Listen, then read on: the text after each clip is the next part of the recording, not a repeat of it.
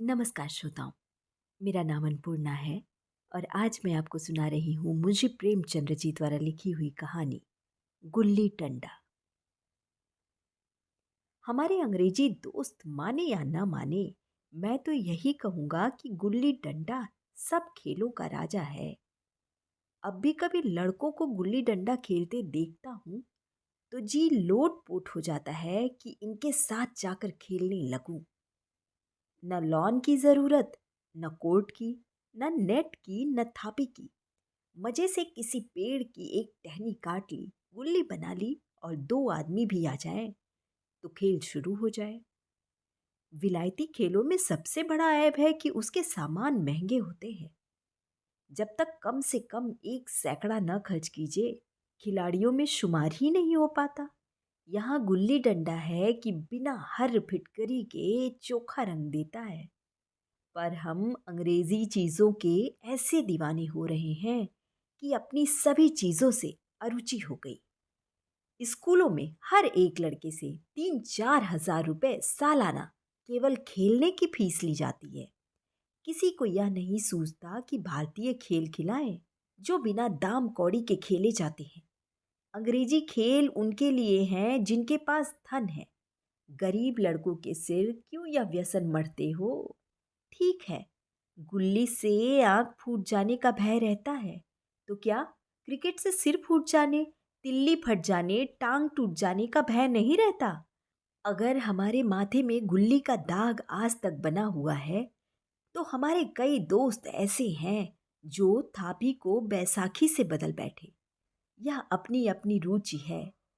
मुझे गुल्ली ही सब खेलों से अच्छी लगती है और बचपन की मीठी स्मृतियों में गुल्ली ही सबसे मीठी है। वह प्रातः काल घर से निकल जाना, वह पेड़ पर चढ़कर टहनियाँ काटना और गुल्ली डंडे बनाना, वह उत्साह, वह खिलाड़ियों के जमघटे, वह पदना और पदाना, वह लड़ाई झगड़े, वह सरल स्वभाव जिससे छूत अछूत अमीर गरीब का बिल्कुल भेद न रहता था, जिसमें अमीराना चोचलों की, प्रदर्शन की, अभिमान की गुंजाइश ही न थी। यह उसी वक्त भूलेगा जब जब घर वाले बिगड़ रहे हैं। पिताजी चौके पर बैठे वेग से रोटियों पर अपना क्रोध उतार रहे हैं। अम्मा की दौड़ केवल द्वार तक है, लेकिन उनकी विचारधारा में मेरा अंधकारमय भविष्य टूटी हुई नौका की तरह डगमगा रहा है। और मैं हूं कि पदाने में मस्त हूं। न नहाने की सुधि है, न खाने की। गुल्ली है तो जरा सी, पर उसमें दुनिया भर की मिठाइयों की मिठास और तमाशों का आनंद भरा हुआ है। मेरे हमजोलियों में एक लड़का गया नाम का था। मुझसे 2-3 साल बड़ा होगा। दुबला, बंदरों की सी लंबी लंबी पतली पतली उंगलियां, बंदरों की सी चपलता, वही झल्लाहट। गुल्ली कैसी ही हो, पर इस तरह लपकता था जैसे छिपकली कीड़ों पर लपकती है। मालूम नहीं उसके माँ बाप थे या नहीं, कहाँ रहता था, क्या खाता था, पर था हमारे गुल्ली क्लब का चैंपियन। जिसकी तरफ वह आ जाए उसकी जीत निश्चित थी।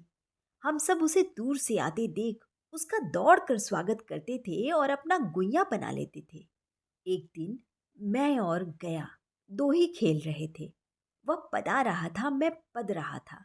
मगर कुछ विचित्र बात है कि पदाने में हम दिन भर मस्त रह सकते हैं। पदना 1 मिनट का भी अखरता है। मैंने गला छुड़ाने के लिए सब चालें चली, जो ऐसे अवसर पर शास्त्र विहित न होने पर भी क्षम्य है। लेकिन गया अपना दांव लिए बगैर मेरा पिंड न छोड़ता था। मैं घर की ओर भागा। अनुनय विनय का कोई असर न हुआ था। गया ने मुझे दौड़कर पकड़ लिया और डंडा तान कर बोला, मेरा दांव देकर जाओ। पदाया तो बड़े बहादुर बनके पदने के बेर क्यों भागे जाते हो? तुम दिन भर पदाओ तो मैं दिन भर पदता रहूं। हाँ, तुम्हें दिन भर पदना पड़ेगा। न खाने जाऊं न पीने जाऊं। हाँ, मेरा दाव दिए बिना कहीं नहीं जा सकते। मैं तुम्हारा गुलाम हूँ। हाँ, मेरे गुलाम हो। मैं घर जाता हूँ, देखूं मेरा क्या कर लेते हो। घर कैसे जाओगे? कोई दिल लगी है? दांव दिया है, दांव लेंगे। अच्छा, कल मैंने अमरूद खिलाया था, वह लौटा दो। वह तो पेट में चला गया। निकालो पेट से। तुमने क्यों खाया मेरा अमरूद? अमरूद तुमने दिया, तब मैंने खाया। मैं तुमसे मांगने ना गया था। जब तक मेरा अमरूद ना दोगे, मैं दाँव ना दूंगा। मैं समझता था न्याय मेरी ओर है। आखिर मैंने किसी स्वार्थ से ही उसे अमरूद खिलाया होगा। कौन निस्वार्थ किसी के साथ सलूक करता है? भिक्षा तक तो स्वार्थ के लिए देते हैं। जब गया ने अमरूद खाया तो फिर उसे मुझसे दांव लेने का क्या अधिकार है? रिश्वत देकर तो लोग खून पचा जाते हैं। या मेरा अमरूद यूं ही हजम कर जाएगा? अमरूद पैसे के 5 वाले थे, जो गया के बाप को भी नसीब ना होंगे। यह सरासर अन्याय था। गया ने मुझे अपनी ओर खींचते हुए कहा, मेरा दांव दे कर जाओ, अमरूद समरूद मैं नहीं जानता। मुझे न्याय का बल था, वह अन्याय पर डटा हुआ था। मैं हाथ छुड़ाकर भागना चाहता था, वह मुझे जाने ना देता। मैंने उसे गाली दी, उसने मुझसे कड़ी गाली दी, और गाली ही नहीं, एक चांटा जमा दिया। मैंने उसे दांत काट लिया, उसने मेरी पीठ पर डंडा जमा दिया। मैं रोने लगा। गया मेरे इस अस्त्र का मुकाबला न कर सका। मैंने तुरंत आंसू पोंछ डाले, डंडे की चोट भूल गया और हंसता हुआ घर जा पहुंचा। मैं थानेदार का लड़का एक नीच जात के लौंडे के हाथों पिट गया। यह मुझे उस समय भी अपमानजनक मालूम हुआ। घर में किसी से शिकायत ना की। उन्हीं दिनों पिताजी का वहां से तबादला हो गया। नई दुनिया देखने की खुशी में ऐसा फूला कि अपने हमजोलियों से बिछुड़ जाने का बिल्कुल दुख ना हुआ। पिताजी दुखी थे।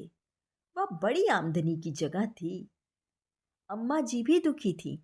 यहाँ सब चीज सस्ती थी और मोहल्ले की स्त्रियों से खराब सा हो गया था।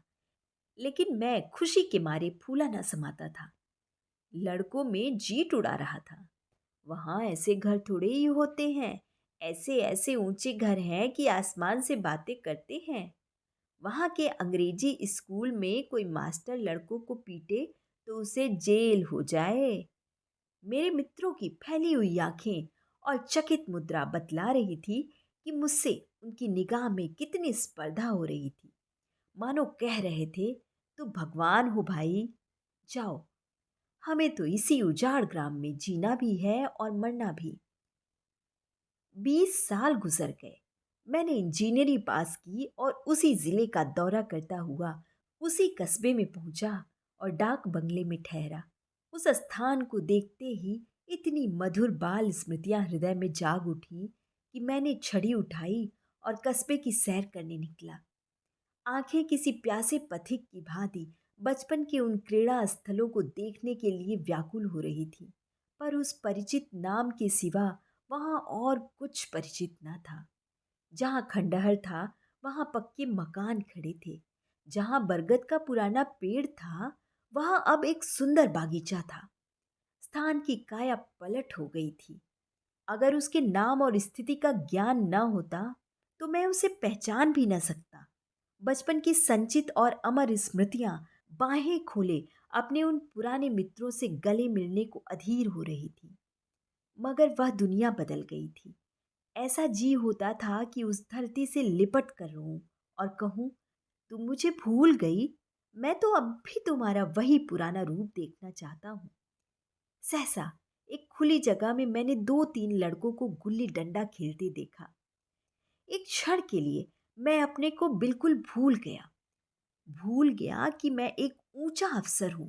साहबी ठहाट में, रौब और अधिकार के आवरण में जाकर एक लड़के से पूछा, क्यों बेटे, यहाँ कोई गया नाम का आदमी रहता है?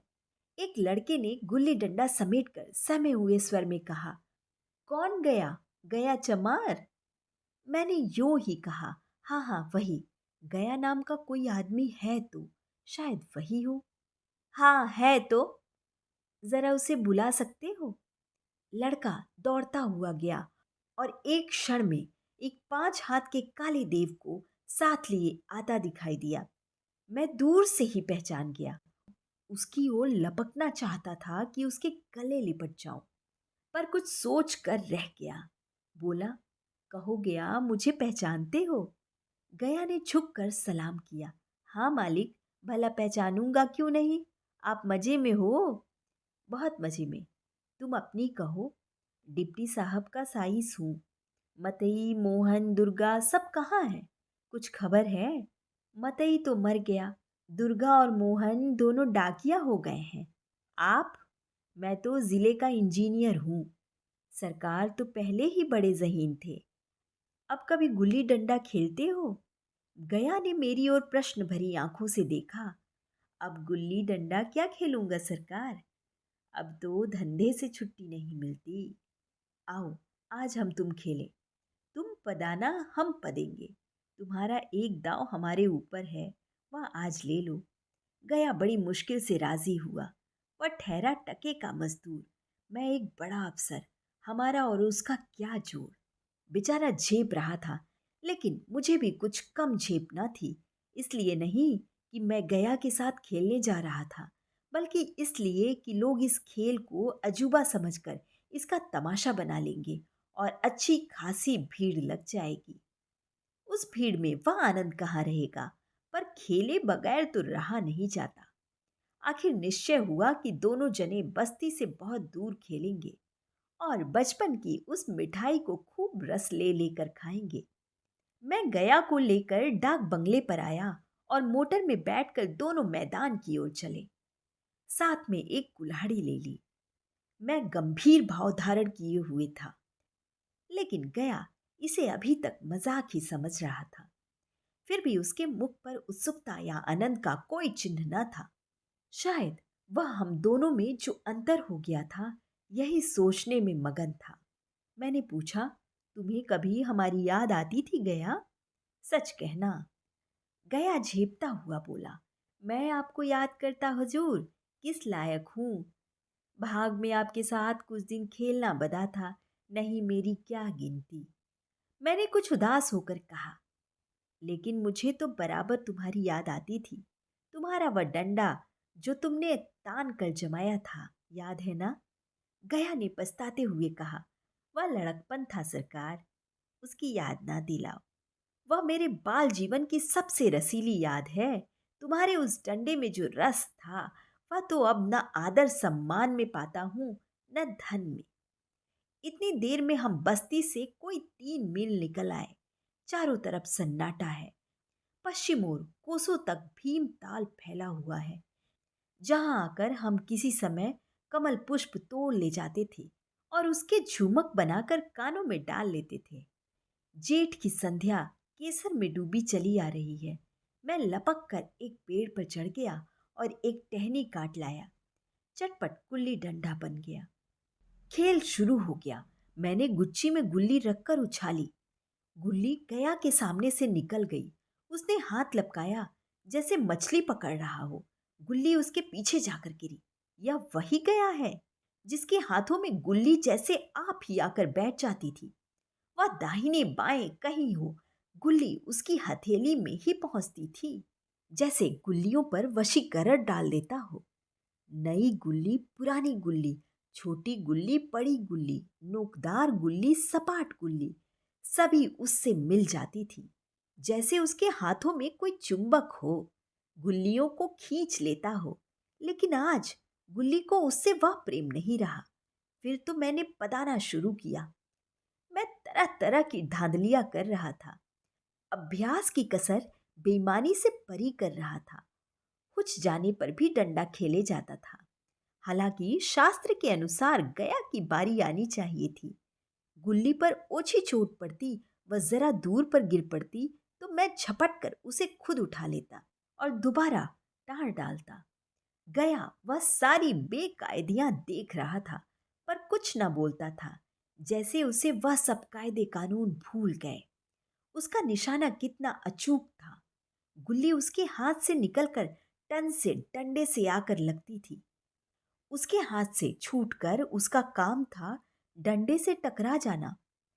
लेकिन आज वह गुल्ली डंडे में लगती ही नहीं। कभी दाहिने जाती है, कभी बाएं, कभी आगे, कभी पीछे। आध घंटे पदाने के बाद एक गुल्ली डंडे में आ लगी। मैंने धांधली की। गुल्ली डंडे में नहीं लगी, बिल्कुल पास से गई लेकिन लगी नहीं। गया ने किसी प्रकार का असंतोष प्रकट नहीं किया। न लगी होगी, डंडे में लगती तो क्या मैं बेईमानी करता? नहीं भैया, तुम भला बेईमानी करोगे? बचपन में मजाल था कि मैं ऐसा घपला करके जीता बचता। यही गया गर्दन पर चढ़ बैठता। आज मैं उसे कितनी आसानी से धोखा दिए चला जाता था। गधा है, सारी बातें भूल गया। सहसा गुल्ली फिर डंडे से लगी और इतनी जोर से लगी जैसे बंदूक छूटी हो। इस प्रमाण के सामने अब किसी तरह की धांधली करने का साहस मुझे इस वक्त भी ना हो सका। लेकिन क्यों ना एक बार सबको झूठ बताने की चेष्टा करूं। मेरा हरज ही क्या है। मान गया तो वाह वाह, नहीं दो चार हाथ पन्ना ही तो पड़ेगा। अंधेरा का बहाना करके जल्दी से छुड़ा लूंगा। फिर कौन दाव देने आता है। गया ने विजय के उल्लास में कहा, लग गई लग गई, टन से बोली। मैंने अनजान बनने की चेष्टा करके कहा, तुमने लगते देखा, मैंने तो नहीं देखा। टन से बोली है सरकार। और जो किसी ईंट से टकरा गई हो। मेरे मुख से यह वाक्य उस समय कैसे निकला, इसका मुझे खुद आश्चर्य है। इस सत्य को झुठलाना वैसा ही था जैसे दिन को रात बताना। हम दोनों ने गुल्ली को डंडे में जोर से लगते देखा था, लेकिन गया ने मेरा कथन स्वीकार कर लिया। हाँ, किसी ईंट में ही लगी होगी। डंडे में लगती तो इतनी आवाज ना आती। मैंने फिर पदाना शुरू कर दिया, लेकिन इतनी प्रत्यक्ष धांधली कर लेने के बाद गया की सरलता पर मुझे दया आने लगी। इसलिए अब तीसरी बार गुल्ली डंडे में लगी तो मैंने बड़ी उदारता से दांव देना तय कर लिया। गया ने कहा, अब तो अंधेरा हो गया है भैया, कल पर रखो। मैंने सोचा कल बहुत सा समय होगा या न जाने कितनी देर पदाए, इसलिए इसी वक्त मामला साफ कर लेना अच्छा होगा। नहीं नहीं, अभी बहुत उजाला है, तुम अपना दाव ले लो, गुल्ली सूझेगी नहीं। कुछ परवाह नहीं। गया ने पदाना शुरू किया, पर उसे अब बिल्कुल अभ्यास न था। उसने 2 बार टांड लगाने का इरादा किया, पर दोनों ही बार हुच गया। 1 मिनट से कम में वह दांव खो बैठा। मैंने अपनी हृदय की विशालता का परिचय दिया।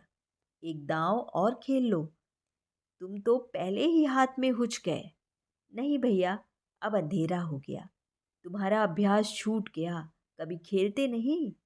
खेलने का समय कहाँ मिलता है भैया। हम दोनों मोटर पर जा बैठे और चिराग जलते जलते पड़ाव पर पहुंच गए।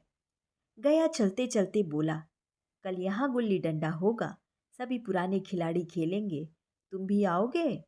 जब तुम्हें फुर्सत हो तभी खिलाड़ियों को बुलाओ। मैंने शाम का समय दिया और दूसरे दिन मैच देखने गया। कोई 10-10 आदमियों की मंडली थी। कई मेरे लड़कपन के साथी निकले। अधिकांश युवक थे जिन्हें मैं पहचान न सका। खेल शुरू हुआ। मैं मोटर पर बैठा बैठा तमाशा देखने लगा। आज गया का खेल, उसका नैपुण्य देखकर मैं चकित हो गया। टाण लगाता तो गुल्ली आसमान से बातें करती। कल की सी वह झिझक, वह हिचकिचाहट, वह बेदिली आज न थी। लड़कपन में जो बात थी, आज उसने प्रौढ़ता प्राप्त कर ली थी। कहीं कल इसने मुझे इस तरह पदाया होता तो मैं जरूर रोने लगता। उसके डंडे की चोट खाकर गुल्ली 200 गज की खबर लाती थी। पदने वालों में एक युवक ने कुछ धांधली की। उसने अपने विचार में गुल्ली लपक ली थी। गया का कहना था गुल्ली जमीन में लगकर उछली थी। इस पर दोनों में लात ठोकने की नौबत आई है। युवक दब गया। गया का तमतमाया हुआ चेहरा देखकर डर गया। अगर वह दब न जाता तो जरूर मारपीट हो जाती। मैं खेल में न था, पर दूसरों के इस खेल में मुझे वही लड़कपन का आनंद आ रहा था जब हम सब कुछ भूलकर खेल में मस्त हो जाते थे। अब मुझे मालूम हुआ कि कल गया ने मेरे साथ खेला नहीं, केवल खेलने का बहाना किया। उसने मुझे दया का पात्र समझा। मैंने धांधली की, बेईमानी की, पर उसे जरा भी क्रोध न आया, इसलिए कि वह खेल न रहा था, मुझे खिला रहा था, मेरा मन रख रहा था। वह मुझे पदाकर मेरा कचूम्मा नहीं निकालना चाहता था। मैं अब अफसर हूँ, या अफसरी मेरे और उसके बीच में दीवार बन गई है। मैं अब उसका लिहाज पा सकता हूँ, अदब पा सकता हूँ, साहचर्य नहीं पा सकता। लड़कपन था तब मैं उसका समकक्ष था। यह पद पाकर अब मैं केवल उसकी दया योग्य हूँ। वह मुझे अपना जोड़ नहीं समझता। वह बड़ा हो गया है, मैं छोटा हो गया हूँ।